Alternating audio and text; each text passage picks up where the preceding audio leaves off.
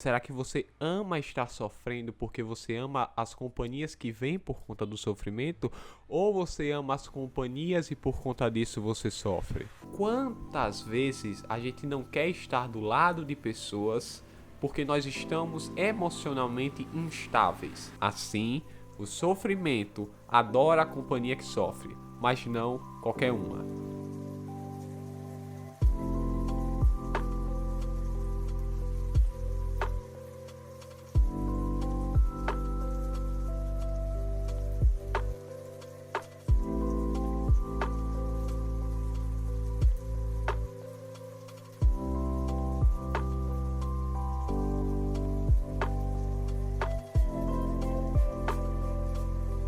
Começando mais um vlog com essa bela vista pela manhã, um gatinho apenas passeando pela rua, tranquilo, sem querer arrumar problema.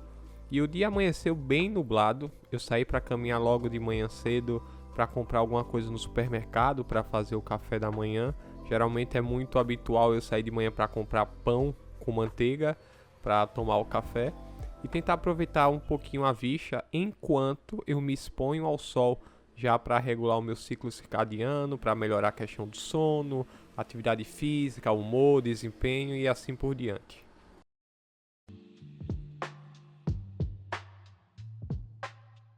Nesse momento eu fui preparar o café da manhã, não me lembro exatamente o que eu comi, talvez tenha sido cuscuz, por incrível que pareça. Não sei se eu consegui comprar o pão, aparentemente não comprei o pão. A manteiga já tinha, então só fui atrás do pão e não consegui. E para acompanhar o cuscuz eu acho que eu fiz peito de frango. É meio estranho isso, você tomar um café da manhã cuscuz com peito de frango, mas é só mais um dia normal na vida de qualquer nordestino. Quem é do Nordeste sabe que é muito comum a gente comer cuscuz em qualquer horário do dia. No momento, a qualidade da imagem está um pouco ruim, porque simplesmente eu me atrapalhei e não comecei a gravar com a melhor qualidade que tinha do meu celular. As gravações eu faço todas por ele, então a partir das próximas gravações pode ter certeza que a qualidade vai estar um pouquinho melhor. E é nesse momento que a câmera também decide virar para o céu e ser arrebatada, mas eu consigo ajeitar ela e consigo colocar ela num tripé maravilhoso que era simplesmente um pote de café. Cozinhar é apenas uma das muitas tarefas que eu acabo perdendo muito tempo enquanto estou executando. Não sei o que acontece e se acontece com vocês também, e você passar muito tempo em uma tarefa simples porque você deixa seus pensamentos divagarem, os devaneios, os pensamentos automáticos virem e você só vai ali fluindo. Isso acontece muito também quando eu estou tomando banho. Eu percebo que isso é mais comum para as pessoas no banho, mas não sei se cozinhando também. Mas comigo isso muito acontece. E talvez vocês vejam em alguns momentos eu conversando sozinho, falando meio que pro vento. Então, provavelmente aí eu estava pensando em alguma coisa totalmente aleatória. E no momento da gravação desse vídeo eu não sei o que eu estava falando.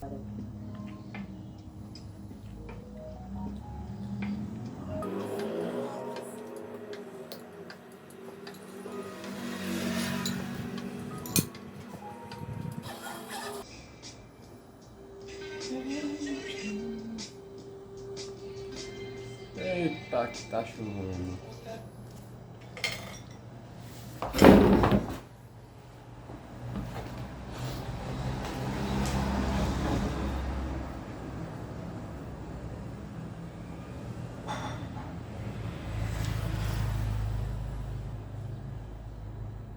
Eu já vi muito desses vlogs de pessoas diferentes e cada um tem o seu tipo de rotina, com seus hábitos, com suas ações, com suas realizações e horários e, assim, e meio que muitas pessoas são adeptas de uma rotina matinal, onde você coloca uma meta de ações e hábitos durante um espaço de tempo para você realizar e você forma disso meio que um ritual. Então toda manhã, por exemplo, você sai para se expor ao sol.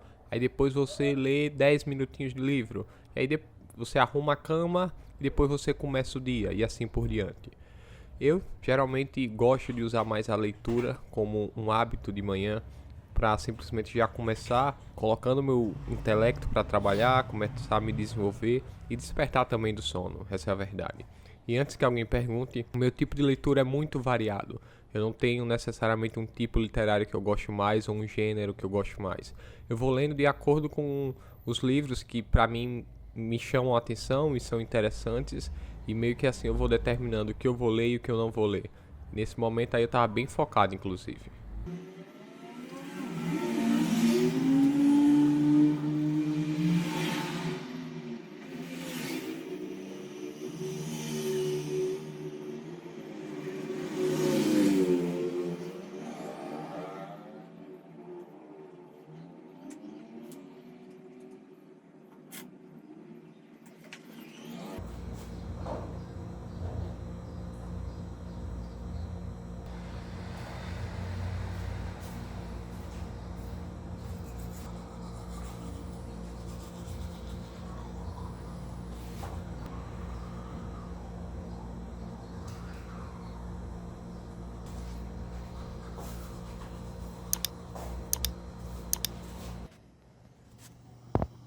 Pegação e fica aqui, indica e papapá.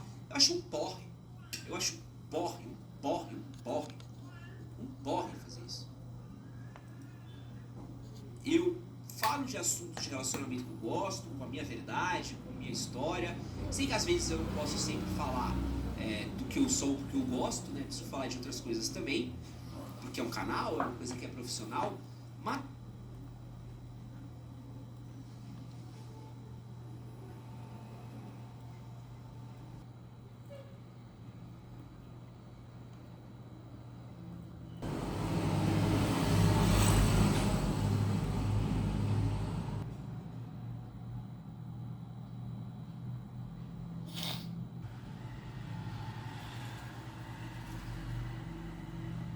Hoje a festa é sua, hoje a festa é nossa. Mão pra cima, mão pra cima. É de quem quiser. Começando mais um dia e hoje eu estava mais uma vez estudando psicologia com um livro, lendo. Comecei o dia até que bem que simples, tomei um café, fui ver alguns vídeos e agora acabei de ler. E uma reflexão que eu acabei tendo enquanto tinha essa leitura era sobre o sofrimento, mais especificamente sobre o sofrimento e a companhia. E a pergunta que surge é: o sofrimento parece amar a companhia? Será que é assim que funciona? Será que você ama estar sofrendo porque você ama as companhias que vêm por conta do sofrimento? Ou você ama as companhias e por conta disso você sofre? É difícil responder, mas a gente vai tentar ter uma luz no fim do túnel e que essa luz não seja um trem desgovernado querendo te matar. Eu espero. Mas antes, vamos pegar um pouquinho de água? Pega sua água aí. Você que tá todo desidratado, tá aí com a coluna toda torta na cadeira ou na cama, tá todo encurvado com o pescoço quase batendo no fiofó. Pega um pouco de água. O meu galão de água é esse aqui, ó. 1,5 litro. Basicamente, o insight que eu tive, e essa é a palavra que os intelectuais usam, não é pensamento, é insight, em inglês, que é mais chique, é sobre a relação entre o sofrimento e a companhia. Basicamente, eu estava lendo um capítulo que falava sobre a questão da recompensa, a relação entre recompensa para o seu cérebro e o seu comportamento. E uma das partes que o livro apresenta é sobre um estudo conduzido por um pesquisador chamado Stanley, e sempre tem um Stanley, sempre tem a parábola do Stanley, quem pegou a referência entendeu, mas basicamente nesse estudo ele pegou dois grupos de pessoas, mais especificamente eram mulheres, e antes de aplicar o experimento, que na verdade ele já estava sendo conduzido, os participantes só não sabiam disso, ele chegou, né, o pesquisador chegou para as mulheres e falou para um grupo delas que ele aplicaria um choque nelas, mas que era um choque de baixa intensidade, não tinha motivos para elas se preocuparem. Para o segundo grupo, ele chegou e disse que o choque era de alta intensidade e que seria muito doloroso, mas não ao ponto de ter danos permanentes para a vida daquelas pessoas ou para qualquer área do cérebro, mas que iria doer muito. E antes de começar o estudo na teoria, porque aquele estudo já havia começado, o experimentador chegou para as participantes e perguntou se elas queriam, enquanto ele preparava a máquina, passar um tempo mais sozinhas ou se elas queriam a companhia de outras pessoas para se preparar para aquele evento que estava por vir. Então elas poderiam escolher entre ficar sozinhas ou terem pessoas ao lado delas. E o que ele percebeu como resultado foi que as pessoas que receberam a notícia que tomariam um choque muito forte, muito doloroso, tinham a maior tendência de querer companhias enquanto o choque não era dado. Ou seja, o simples fato dessas mulheres do grupo 2 estarem mais ansiosas para o que viria a acontecer, ocasionou que elas queriam estar mais próximas de outras pessoas. Meio que a ansiedade delas as levou a querer proximidade com o trem. A conclusão do artigo foi a seguinte: o aumento na ansiedade leva a um aumento da motivação em estar com outras pessoas, pelo menos nas mulheres que foram conduzidas nessa pesquisa. E quantas vezes a gente não faz isso? Quantas vezes a gente não quer estar do lado de pessoas porque nós estamos emocionalmente instáveis? Às vezes não é nem sobre a pessoa que está ao nosso lado, se a gente realmente gosta ou não dela, se são pessoas que realmente contribuem e nos ajudam em algo, ou se simplesmente são só cenários e situações nas nossas vidas que nos empurram para lá. A gente não quer necessariamente aquela pessoa, mas a gente quer aquilo que ela pode nos oferecer enquanto a gente não tem nada que nos ofereça melhor. Por exemplo, você está passando por uma crença de desvalor, você tem uma crença de desvalor, ou você está passando por uma fase de sofrimento porque você terminou um relacionamento, ou você briga muito com seus pais no momento, você está com problemas conjugais, seja qual for o tipo, e você encontra pessoas que aparentemente resolvem esse problema. Só que na prática nenhuma pessoa pode resolver o problema seu quando envolve terceiros. Então, ninguém pode resolver o seu problema, ninguém pode solucionar o problema que você tem com sua mãe, a não ser você e sua mãe. Nenhum amigo pode substituir a relação que você tem com seu pai, e tudo isso tem que ser resolvido entre você e a pessoa que está com o problema. Então, vocês dois que têm um problema precisam se sentar e resolver, mesmo que na maioria das vezes isso não dê em nada. E essa é a dura realidade. O livro, ele traz uma reflexão bem interessante que eu vou ler para vocês. Ninguém recebeu choque. Stanley descobriu que o aumento na ansiedade levou a um aumento nas motivações por parceria. Aquelas na condição de alta ansiedade eram muito mais propensas a querer esperar com outras pessoas. Assim, o sofrimento parece amar companhia. Mas será que o sofrimento ama qualquer companhia? Outro estudo revelou que os participantes com alta ansiedade queriam esperar apenas com outros participantes também com alta ansiedade. Não com pessoas que supostamente estavam esperando apenas para ver seus supervisores de pesquisa. Assim, e preste atenção na conclusão, assim, o sofrimento adora a companhia que sofre, não qualquer uma. Assim, o sofrimento adora a companhia que sofre, mas não qualquer uma. Eu repito pela terceira vez. Assim, o sofrimento adora a companhia que sofre, mas não qualquer uma. Difícil, né? Todo esse estudo envolve muitas coisas, inclusive a questão de conhecimento e pertencimento. É normal na vida, principalmente quando é jovem, você querer se incluir em grupos que muitas vezes você nem sabe por que você está ali. Você só vai se encaixando, esperando que em algum momento a sua vida vá fazer algum sentido, porque você está incluso, está dentro de um grupo social, seja político, seja questões filosóficas, seja questões religiosas, E muitas das vezes esses grupos não vão fazer nada mais do que acrescentar problemas e camadas existenciais na sua vida, e você vai achar que o problema é o grupo. É muito clássico você ver na internet pessoas que trocaram de grupos e acham que agora estão no grupo certo. Uma pessoa que tinha posicionamento X religioso foi pro Y e agora acha que o Y é certo e o X é totalmente errado. Lá na frente ela vai pro Z e vai dizer que o Y era enganação por conta da enganação de X. E a pessoa só fica trocando e meio que dando voltas e voltas, quando ela não percebe que o principal problema é ela mesma. Ou pelo menos inicialmente. Se nós somos motivados a buscar inserção na sociedade e em grupos, é necessário que a gente entenda primeiro qual é o nosso papel e o que nós queremos para essa vida.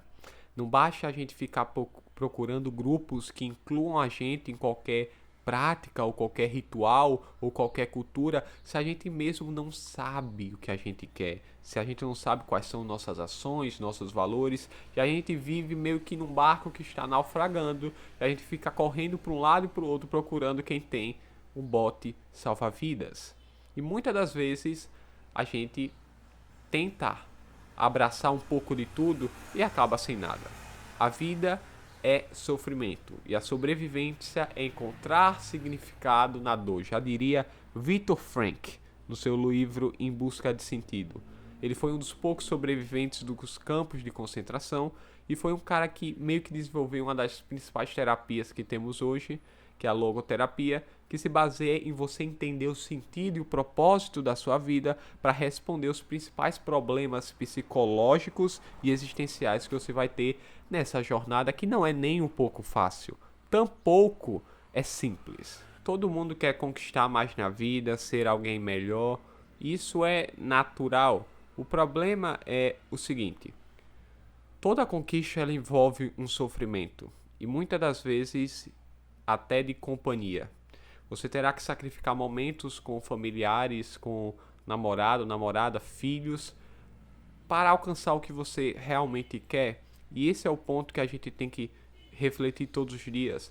Até onde essa balança ela está equilibrada? Você não pode colocar apenas o seu sucesso como prioridade, porque senão você vai adoecer, isso é um fato. Mas ao mesmo tempo, você não pode colocar só sua família, senão lá na frente você percebe que esqueceu de cuidar de você mesmo. Você adoece porque agora você não sabe mais o que é importante para você. O foco não pode ser só os outros, como também o foco não pode ser só você. Então meio que você tem que equilibrar essa balança. Como é que faz isso?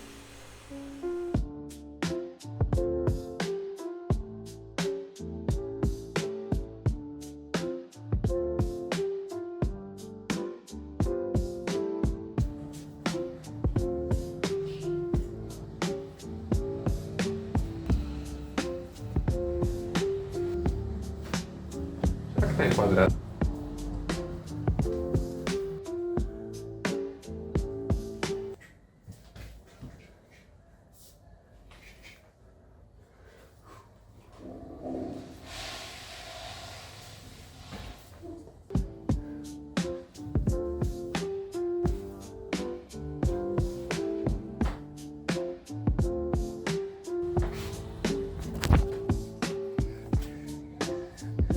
Tênis parece que lutou na guerra. Olha. Como é que é o nome?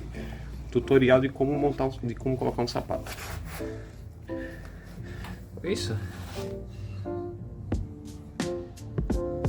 Jesus. Apaga a luz, por favor. Não apaga a luz não, Jesus. Que eu tenho medo.